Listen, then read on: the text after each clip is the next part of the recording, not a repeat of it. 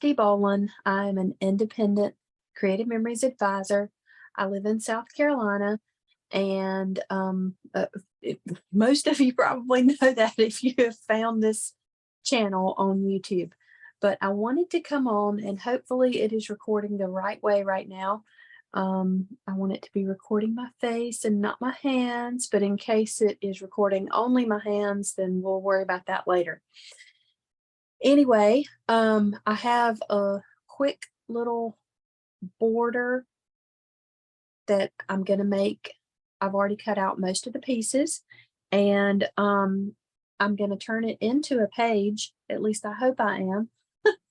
And so this is just something hopefully that will be kind of quick to show you. I did something similar in my weekly subscription class tonight using squares, or you can use square tile if you have the square tile punch. But I was trying to find an alternative with the embossed hexagon. And so this is what the embossed hexagon looks like. So I'm going to get started real quick. And like I said, I've already cut out most of the pieces. Now let me switch to my desktop view.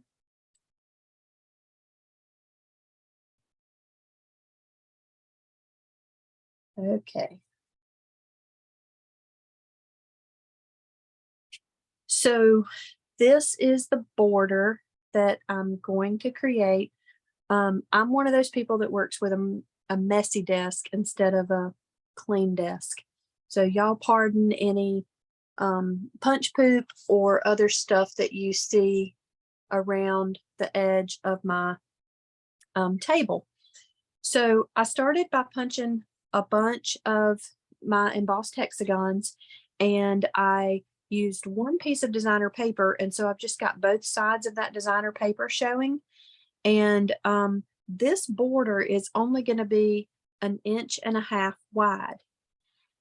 That's because I like thin borders. I don't like things to take up a lot of my space on my page. I like to mostly have photos on my page, and then the words that the stories, the journaling that goes with my photos. And so at the very top, the only thing I'm going to tell you is that you're going to want to leave a little bit of edge. You want your point of your hexagon facing the top, and then each of these two side edges are going to be inset just a little bit. Now on these next two pieces, you don't need adhesive all the way across because some of this is going to get cut off. And right here, I've already put adhesive on it. I'm just trying to figure out where I put it. I want these two pieces that are going to be facing this way. Actually, no, I don't. I started to say I want the edges of them touching, but I do want it spaced out just a little bit so that the points are close to being at the edge. The top point of the hexagon is close to the edge. So there is a little bit of space in between there as well. And then I'm just going to keep repeating as I go down, alternating colors. I did use one sheet, as you can see, of cardstock, solid color cardstock instead of designer paper.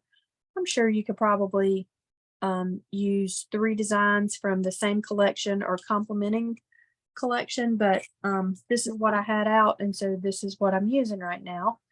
Again, adhesive doesn't have to go on all of the edges of your hexagon since you're going to be cutting the scrap off.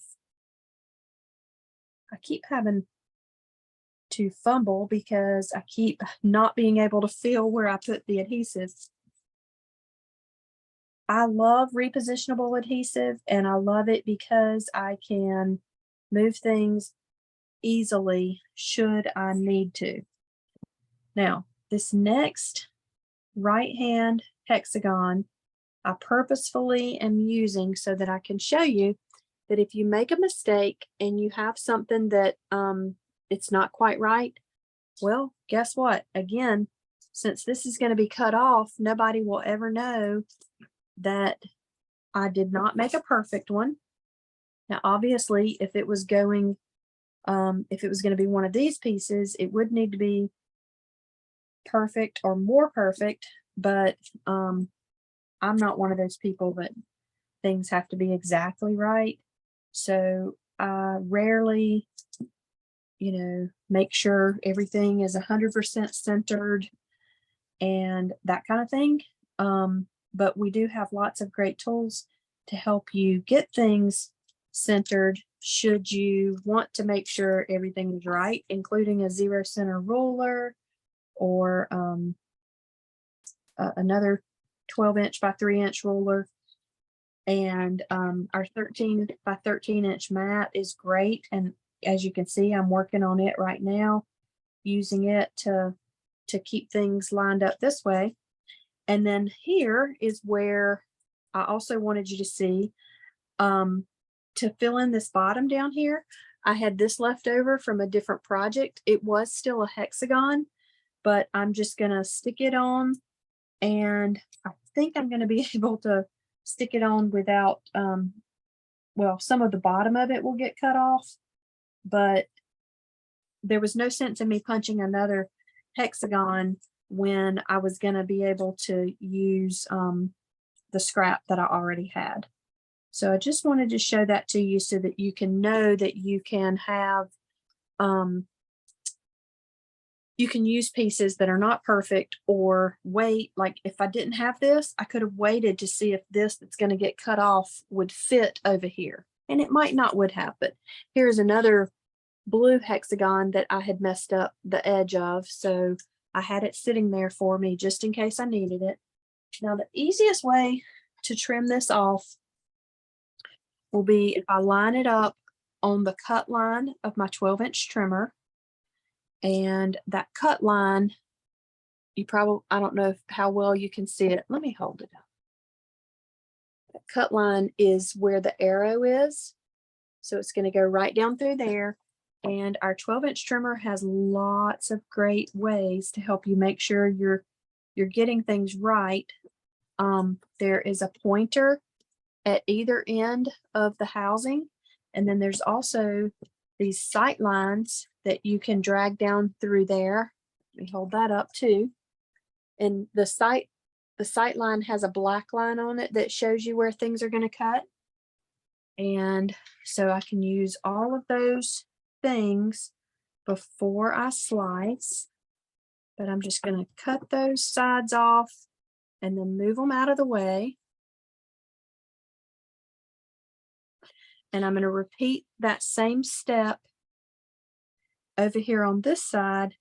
And since I've got this hanging off the top up here, I think I was off camera a little bit. I'm going to line it up down here at the bottom instead of up there at the top, but I'm still lining it up on the cut line the same way. So, oops, I let that move a little bit because I didn't have my hands holding it good, but hopefully it's still fairly straight. And if it's not perfect, I've already told you, I'm not worried about perfection for me personally.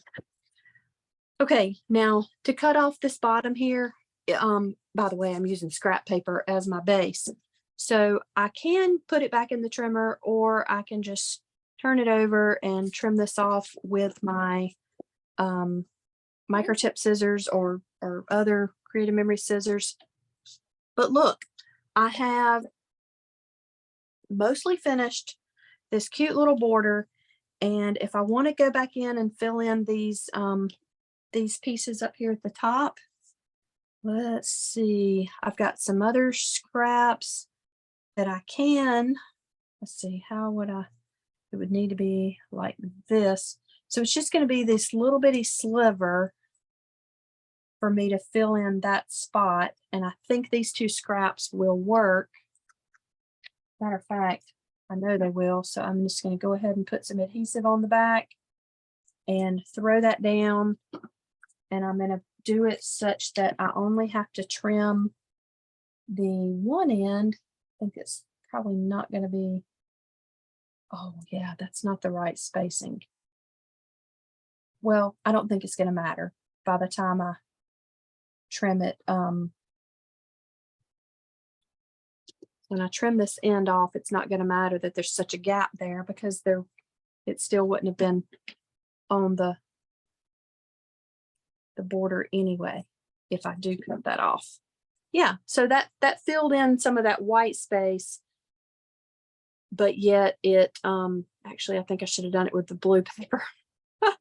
Oh well. I'll go back and fix it later maybe, but anyway, it did fill in some of that white space and made it a little bit more complete. All right, now literally I am going to put this on either, the way I was envisioning it was to go vertically on either the left hand side of my page, and then pictures can go over here, or the right hand side of my page and pictures can go here.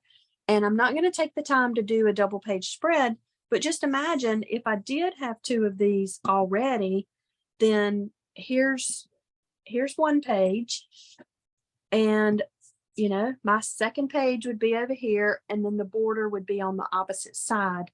So I would have the white space of the two pages in the middle. Now, let me see if I have some photo mats cut in the right color. I think this is the right color. And this is 4x6s.